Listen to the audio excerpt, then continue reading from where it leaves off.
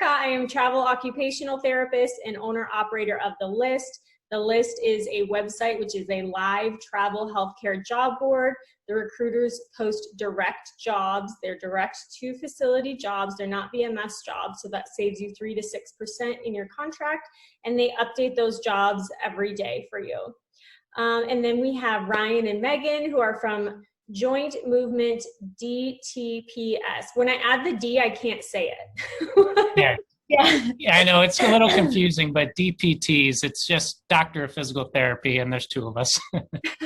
I know what it means. If I say Joint Movement PTs, I have it. But when I try to say Joint Movement DTPS, yeah, we'll answer to either one. Very good. Well, all right. So thanks for joining me. So today you guys were going to pop on, and I think you guys were going to educate us on what it's like to be a traveler in an RV. Is that what we're talking about? Yes. And funny thing is, right now we're not living in our RV. So that's a little weird oddity that kind of comes with traveling with an RV. Sometimes it limits where you can take a contract because of weather. So that's our situation right now. We went way up north and we got kicked out of the RV, but normally we live in it full time, and we've kind of learned the ins and outs. And so hopefully we can talk a little bit about that and help people understand what it's like if they're wanting to move into an RV. Yeah. So your RV, did you leave it at your last contract, and then did you drive to Wisconsin just for this 8 weeks that you're there? So our 8 weeks started in March, and none of the campgrounds in Wisconsin were going to be open till May, and we were kind of leaving at the end of May. Mm-hmm. But thankfully, when we were calling around the campgrounds and they were all saying, no, you're not going to find a place to park, they gave us a suggestion to this lodge that's right on the lake, this little cabin. And they're really great people, real laid back. So they were like, yeah, just bring your RV and you can park it right by the cabin. So we didn't have to unpack our stuff other than once we got here to the cabin to live in it.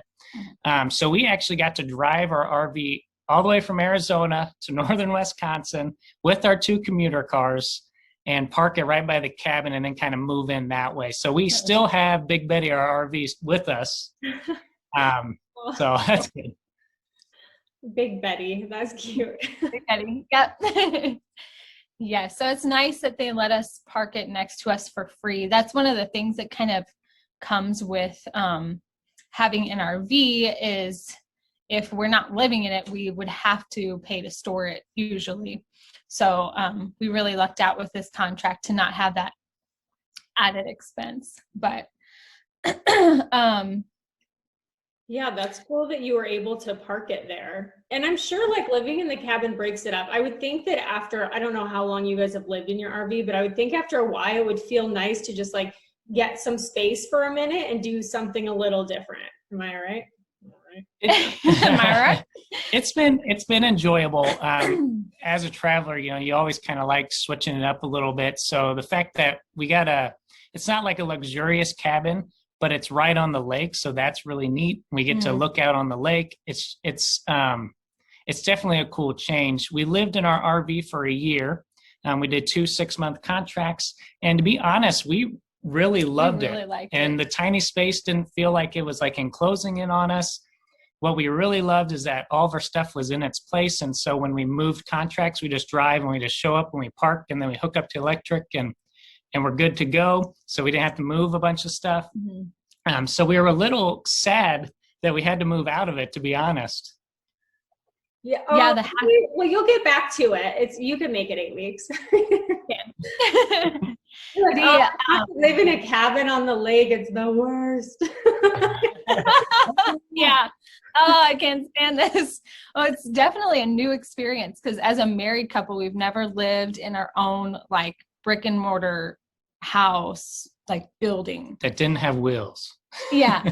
So it's been a new experience to have more than one room that we're living in. But yeah, the aspect of having the RV and getting to just like bring your home from place to place without having to move all your stuff in and find a new spot for it and not know where the olive oil is, and you left a spice back at home and you have to go get it. It's just nice to like have everything in its place. So okay, so I have a question for you guys. Now that you have been travelers on the road with the RV, you've fully done this experience, on a scale of 1 to 10, how much would you recommend other travelers going the RV route? it's a tricky question, And, kind of. And 10 being like highly recommended. And being like, do it, really do it. Don't stay anywhere else. Oh man, that is a tough question because it really depends on your personality. If you're a team traveler, if you're a solo traveler. If you want to maximize savings, or if you don't care about them at all. So I think overall the experience we love, and we would say 10 out of 10, do it for the experience, do it for the convenience. But another aspect of it for us was we wanted to save as much money on housing as possible. So we did it for savings, but we did it a little different. We didn't buy a new RV. We didn't buy A truck. A nice RV. We bought a crappy RV.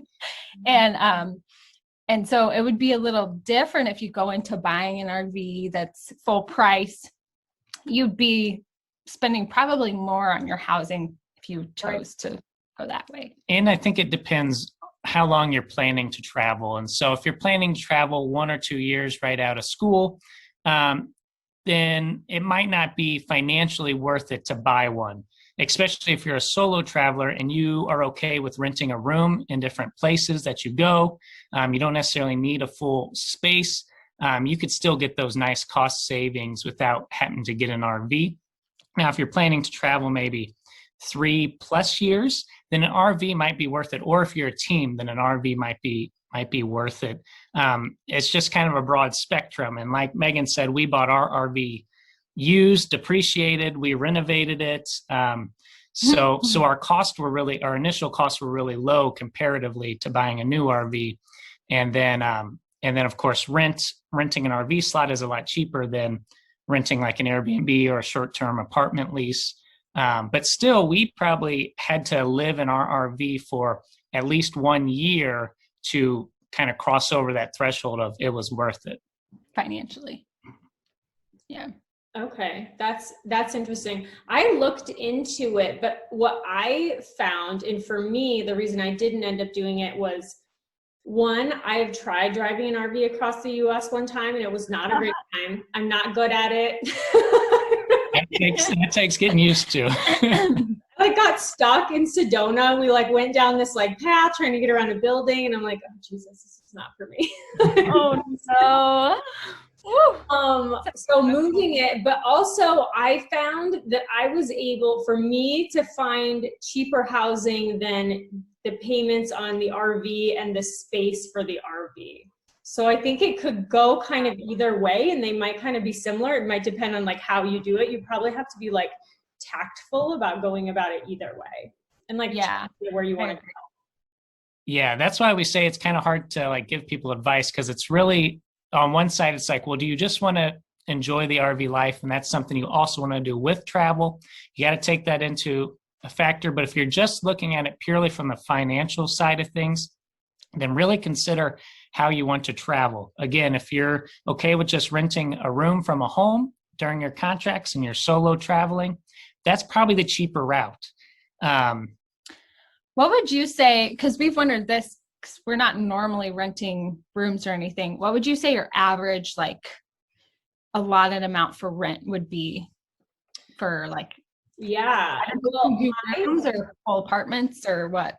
Yeah, that's a great question. And I think I've tried it all. So my very first contract, I was in this teeny tiny town in the middle of nowhere, Yuma, Arizona. And I was like dirt poor. You get out of grad school and you like don't have money for a sandwich. You're like, so I found a place. So then you're like really good at finding the deals, right? You're like really negotiating there. So I found this apartment complex. So it was unfurnished apartment, and I talked them down to like a 3-month lease, and I wound up staying for like 7 months. And I think I got it for like, it was something crazy. It was like $425 or something. Like, it was really crazy. Yeah, that's crazy. Yeah, it was nuts. But I had no furniture, so I had to just like get furniture. But what I used to do, because I would move around so much, is, and you're so poor, I would buy used furniture on Craigslist, and then I would sell it on Craigslist, and I would always try to like make a net profit on there you go. Side business. I love that. So, I was so thrifty. Gosh, I'm not that thrifty anymore. Now, I miss that. I should maybe like get back into that. Yeah. So that was my first place. Since then, I've tried everything. I've tried renting rooms, like San Francisco. I spent a lot of contracts in San Francisco, and it's obviously really expensive. So I rented a room there, and it was $1,200. And I always tend to find like kind of the best deals.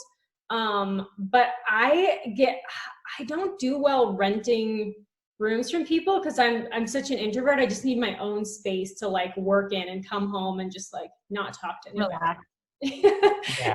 So, yeah, and that's how, like, some people are like that, and then some people love sharing a space with like common spaces with other people. And so it really depends on how you view yourself as a traveler, I think.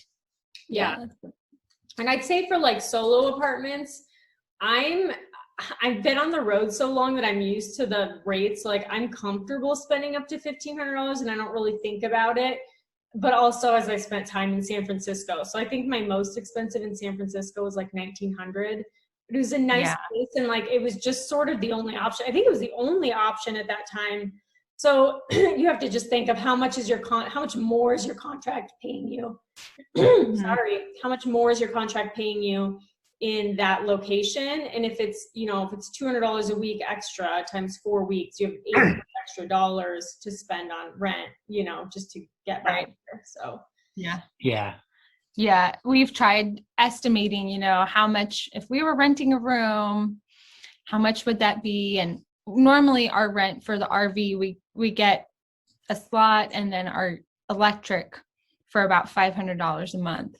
Okay. 500 to 700. So we've tried to calculate how much are we saving with that rent, but how much did we put in to the RV on the front end, and how is offset? So it's interesting to hear rent of how much an apartment would be, but it definitely varies by place, region. But yeah, based on most people I know are so happy to rent rooms. I'm the only weirdo, I think, that just like stressed out. We get that. I think I would be doing the same thing for sure. Okay. I have another. So if someone was going to do an RV, they're like, this is what I'm doing, whatever it is, whatever it takes. Tell us what it does take. What do they need to know and think about if they're going to do the RV journey, no matter what?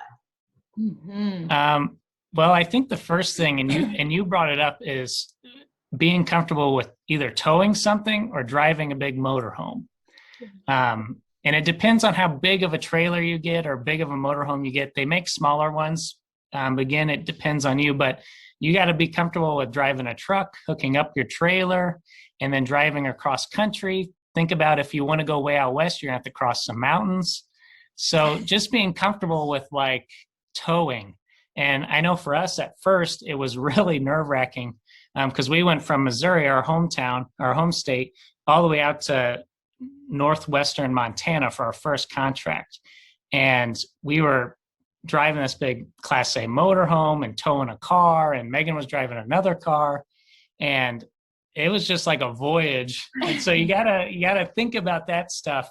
But what we will say is there is a little learning curve. And if you get past the learning curve, then you feel more comfortable. Yeah. And now we just took a huge trip back from Western Arizona all the way up to Wisconsin. And it was nice and smooth and had no issues. Yeah. So definitely once you get past that learning curve, you feel a lot more comfortable. And we had no issues versus our first trip. We like broke down and we were out of the count for like 3 days. Yeah. Well, our first trip, I decided it'd be a good idea to take our motorhome up to Mount Rushmore when we were passing through. And we ended up, yes. Megan was like, I think we should leave it and just take one of our commuter cars. I was like, no way, we got this. And they have like steep grades. And we ended up burning out like an ignition coil and broke down on the side of the mountain. And we have a whole episode on that. It was a good time. So pause here. If you don't know what an ignition coil is that even what you said? Then maybe think about doing an art. What does that even mean? Oh my God, that would be so we didn't know either. That's when you call professionals and they're like, oh, this is what's happened. But you got AAA. If you're going to do it, be comfortable driving it and have AAA, and maybe like think about not driving up Mount Rushmore. Yes. Just be smart. That'd be a good step one. Don't drive up a mountain. Some other things to consider would be how comfortable you are like hooking up your electric, which is just like a big extension cord for your RV, and then dumping your sewer. So you got to do something with your wastewater and your sewer, because it's not like a normal house where you just get to flush the toilet and it goes away into some magical land. Your stuff is going to go down into a black tank and a gray tank, and then you got to go outside your RV and pull these valves, and then it goes down into the sewer. And so that's like a whole thing I think people get worried about. But after you do it a few times, it really isn't bad. Yeah. I think there's just like a lot of things to learn with an RV. And once you learn it, it's fine. But I think we would suggest, if you're going to go the RV route, get it before you have to hit the road for your contract, and try to take it out to a local like campground or somewhere to park it, so that you can practice everything. Practice hooking up your water, hooking up your sewer, hooking up electric, running all the systems to make sure that you don't have any leaks in your pipes. So running all your faucets, checking out your battery bank, making sure that you know how to charge it. What else? I think those are the main things. And there's YouTube to teach you on all of that, which is really great. That's how he learned his. Okay, that's good advice. Like if all else fails, YouTube. Okay. YouTube Academy can get you through anything. We renovated our RV and we had no renovation experience. And I mean, we had water damage and we had to replace pipes, and we had no experience with any of that. And we were finishing up clinicals in our graduates PT school at the same time. And so we really leaned on YouTube University, and we've solved plenty of problems. Yeah, I was wondering how you guys kind of got into it so quickly. So you guys got into your RV before you kind of finished school and got done, and then you knew you were going to hit the road and be travelers. Yes. Yeah, we had been looking into travel therapy for probably about 2 years before we were going to graduate DPT school. And then, so when we were in that final stretch of where we were just working 40 hours a week for clinicals, and then on the weekend, we'd go renovate our RV. And that's so fun. We were preparing it. My nephew is building out this bus. Him and his girlfriend bought this school bus. And the school buses are so cool to live in. They have so much like room. They're like tiny houses. They're amazing. Yes. And that takes a lot of work because it doesn't come built in with water or electric or walls. Yeah, do all that. That takes a lot of work. Yeah, you're good thinking on that. RV would be much easier. Yes, that's on. He's super handy. He's an Alaskan and he stayed long, so he knows more things than I do. Wow, yes, probably. That's amazing. Yeah, we ended up buying our RV in March, and then we hit the road in March. The following year. The following March, but it was done with the renovations in December. So with balancing a full-time job, clinicals, and the learning curve of renovating, took us about 9 months.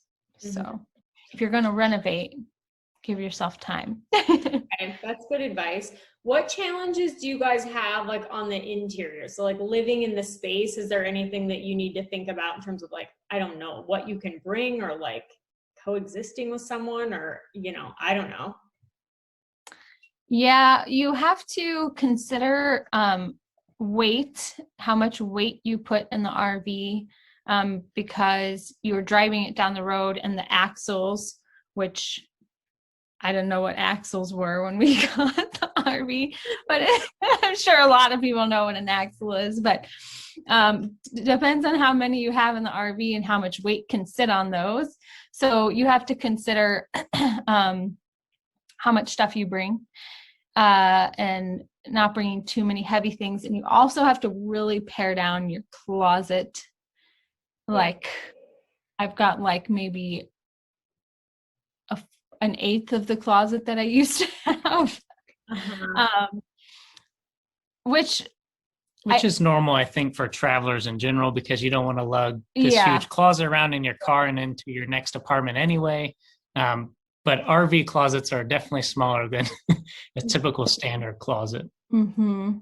Actually, you know what? I lived in an RV in one of my contracts. Now that I'm thinking about it, it was a San Francisco. Oh my gosh. It was this RV parked in this family's yard, and I paid like, I don't know, it was super cheap for the area. It was like $1,200 or something. And Nice. I just like lived in an RV in their yard. And because I thought of it because of what you said about the closet space, I remember, I think it was like my second contract. So of course, like when you start traveling, you're like, I'm going to bring all of this stuff and keep it with me. And then like when you're on the road for 5 years, you're like, I've got a backpack, dude. Yeah. Yes. Yeah. Yes. Awesome. Can't do this stuff anymore. Yeah, you really pare down quick. You realize you don't need as much stuff. And I think that was what it was for us, because when we were first paring down all of our stuff to live in the RV full time, we were like, man, what are we going to do? We can't take this. We can't take that. But then once we got in there, we were kind of like, oh, wow, I don't even miss any of that stuff that I had to leave behind. And I can actually get rid of a lot more. Yeah. Oh, sorry. Go ahead. I was just going to say, I never thought about, like, if you are traveling, no matter what, whether it's in an RV or apartment to apartment, you're paring down as much as you can just to make the transition easier. Really, I think every single time I switch contracts, I think I have too much stuff and I get rid of half of it. Literally half of the things I own have to go. And now like I'm pretty minimal, which is why I have like 4 shirts. I was like, which am I going to wear? Because I have another one to do after this. Yeah. Which is the 4? I like that though. Less stuff keeping you down. Less stress. Yeah. That's the cool thing about furnished apartments too, is they come with like glasses and cups and all this stuff. So you don't have to move all of that stuff. Like just let it live there. And probably the same with an RV. Like it's already there. You don't have to like, bringing things in and out is the worst thing you can do as a traveler. Like trust us, just take what you need. Like pretend like you're going somewhere for 2 weeks and take exactly that stuff. That's what I always say. Oh, good. That's good advice. Yes, definitely. Yeah. I like that. Yeah. Any other tips, thoughts, ideas, things that you should know if you are seriously considering going on the road in an RV as a traveler? Anything else that they should really consider before taking that leap? So when we meet people and they say, I want to do an RV, there's either people who are like all in, they're going to do an RV no matter what you tell them, and you can kind of tell. If that's the case, then we would definitely suggest get the RV before you go so you can kind of get ready, get used to the RV life. But we also have people who come up to us and they seem a little bit more hesitant. They're kind of feeling it out. They're not sure. If you kind of fall in that camp, know that you can try travel therapy and do one contract, 13-week assignment, no RV, see how you feel just being a traveler at first. And then you can always get into an RV later. So it's not like it's a do or die thing. Like if I want to be a travel therapist, I have to live in an RV because Megan and Ryan live in an RV. It's not like that. There's so many options out there and you can always gradually get into one. Yeah, and actually something else that we didn't talk about that I've had problems just with my cars. I used to have one car on each coast because I thought it would make life easier, and it did not, by the way. Don't do that. It was terrible. But the problem I would have, and you would potentially have the same problem with an RV even maybe, is if you travel outside of your RV, like if you're going to travel internationally, you have to think of like, where am I going to store this? Like storing a car in random places was very difficult. So I imagine an RV in random places is more difficult. Mm-hmm. Yeah. So you'll have to find like RV storage, which can be, $50 to $100 a month. So that's definitely an expense to consider. That's totally doable. Okay, never mind. It's not a problem. You can go anywhere you want. There's RV storage. So scratch that. It's fine. Yeah. So it's part of it, but not too bad. Another thing to consider if you're like going for having the RV for sure is your commuter car. So sometimes people say, I want to get a van and I want to live in that and it's going to also be my car. We would recommend against that because trying to live full-time in something and use it as your vehicle is just like not feasible when you're working full-time. So you have to consider how, like, what vehicle are you going to use to get to and from work, and how are you going to work that in with an RV? So if you're towing a trailer with a truck, the truck is your commuter vehicle and you're good. But like for us, we have a motor home, which has to be driven. And then we both have to have 2 cars. So we have to tow a car and then drive a separate car. So you have to think about what are you commuting what in? are you going to drive? Because I'm not going to drive Big Betty to work every day. No. And we've been doing home health, so we're really not going to drive her home for home health. So many people were like, oh, you're living in an RV. Is it like, are you going to drive it to work or is it outside? Like, do you just drive it everywhere? And we're like, no, we don't drive it everywhere. That's way too much work. Yeah, and especially if you don't know if you're not a traveler yet, especially if you're going to work in home health or you're going to be driving in some random places. You're going to be like going through mud and have like a sheep farm cross in front of your car. And like, you're going to, the most random stuff, like your RV isn't going to make it like to all these people's houses because you're serving the community in like places in the community you didn't even know existed. So you have to have a vehicle that can get places for sure. That is so true. And another thing I would consider if you're thinking RV is it's real easy. When we were first looking into them, we wanted to get a truck and we wanted to get like a travel trailer or fifth wheel. But trucks are expensive. They hold their value so much. And they're not the best commuter car because gas mileage. So we knew we couldn't afford a truck. So that's why we ended up getting an old motorhome. But that has its pros and cons also. So what I would consider looking into is think of maybe a smaller travel trailer, especially if you're a solo traveler. They have small ones that are lightweight that you can live in and be fine.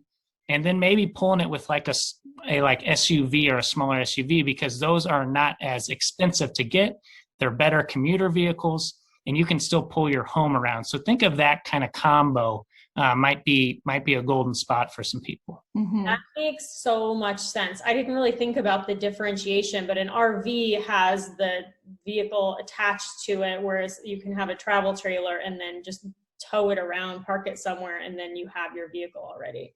That's genius. Yes. Genius. Yeah. I love it. And we would suggest go as small as you think you can handle because a lot of people think, oh my gosh, I got to downsize into an RV. I'm going to have to get the biggest RV because I can't do this downsizing. But it's really a lot less hassle to have something smaller and easier to move, and you can downsize into it. Once you get into it and live in there for a couple months, you're going to be like, oh, just like we were saying, you could get rid of, half of what you brought anyway. So it's just easier as far as moving it around, traveling with it. Yeah. Yeah, that's good advice.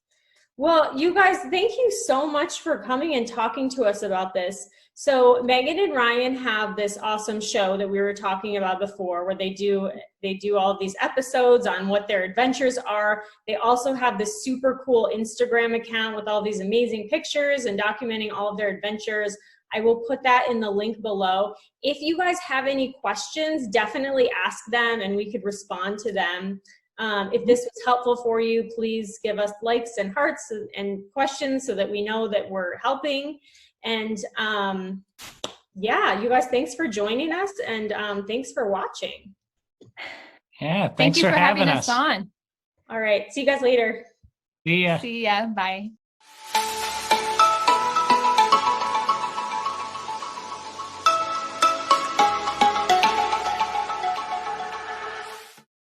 That was so fun. That was awesome. Thank you. Yeah. Yeah, I love doing these. I hate being on camera, but recently, like you have to just do it, right? Because like Yeah. you can't have somebody else make your content. So I've just been Exactly. doing it. It's been so fun. It's been so much fun, and like reconnecting with your friends you haven't talked to in a long time. Like, I don't know. Yes. Yeah. And I like that you're having recruiters on. I think that's really cool to get some of the behind the scenes information. It's been really nice. Oh, cool. I'm glad you like it. I mean, we're just sort of like throwing spaghetti at the wall and seeing what sticks. But I mean, it's all stuff that I would want to know. And I mean, it doesn't hurt anything to just put information out every week, you know?